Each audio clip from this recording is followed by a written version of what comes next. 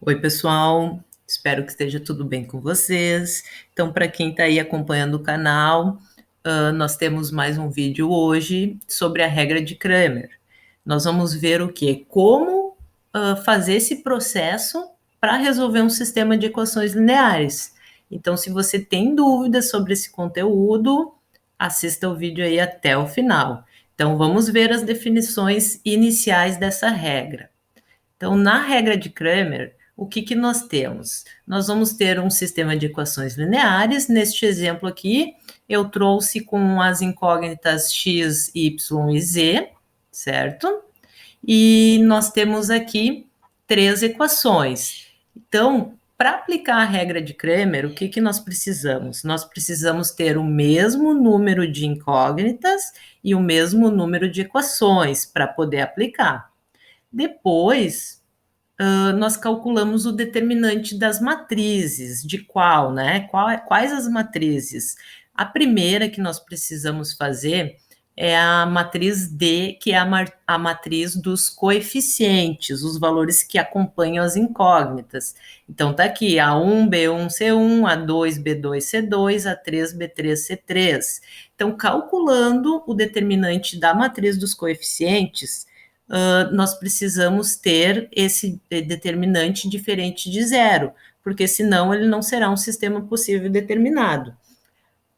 Deu diferente de zero, posso prosseguir aplicando a regra, só que eu tenho que tomar o cuidado, por quê? Porque eu preciso calcular o determinante dx, dy e dz, ou se tiver só x e y, daí de acordo com o que o sistema de equações lineares apresentar. Então, por exemplo, ali no dx, como está aqui na imagem, nós precisamos pegar a coluna onde estão os coeficientes do x e substituir essa coluna pela coluna dos termos independentes e calculo o determinante do x. Depois do y, podem verificar ali na imagem, ó. Pega a coluna onde estão os coeficientes do y e troca pela coluna dos termos independentes. Do dz, determinante do z, pega a coluna onde está onde estão os coeficientes do z e troca pela coluna do termo independente, certo? E por fim, o que que nós podemos fazer para determinar o conjunto solução? Nós vamos dividir o determinante do x pelo determinante d, que é a da matriz dos coeficientes, o dy por d também, o dz por d, e assim de acordo conforme as incógnitas que nós temos. Tá difícil? Então vamos lá resolver um problema para ver como que fica essa regra durante a resolução de um problema. Aqui nós temos um sistema de equações lineares, nós temos como incógnita o x e o y, então nós temos duas incógnitas. E temos duas equações. Então, o primeiro passo, ok, eu posso aplicar a regra de Cramer.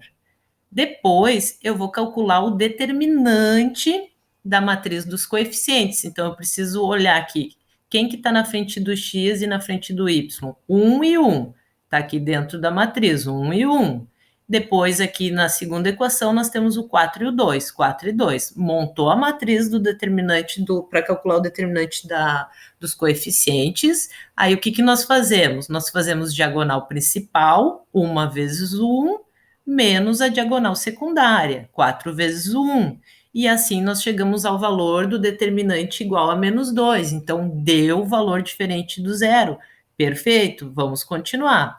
Agora nós precisamos calcular o determinante do x, correto? Então, lembrando vocês, o que, que nós precisamos fazer aqui? Pegar a coluna onde estão os valores do x, que era 1 e 4, lembram? Nós pegamos e trocamos pelo valor dos termos independentes, que é o 10 e o 28, e o resto continua igual.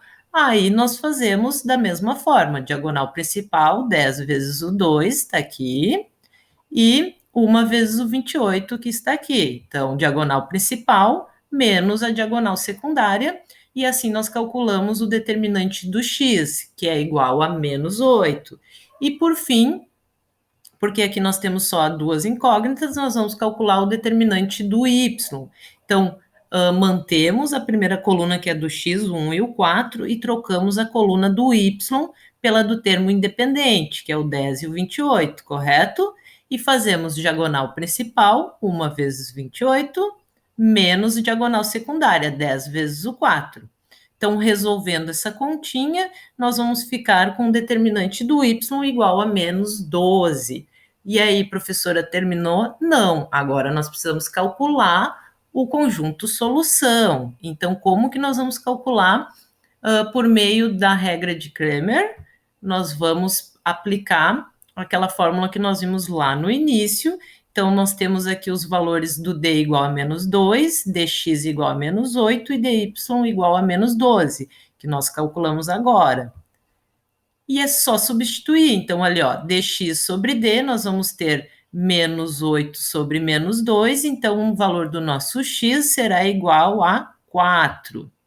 E substituímos no y também. Nós vamos ter dy menos 12 sobre o d, que é menos 2, e chegamos que o valor do y é igual a 6. Então, o nosso conjunto solução para esse sistema de equações lineares será 4, o valor do x, e 6, o valor do y.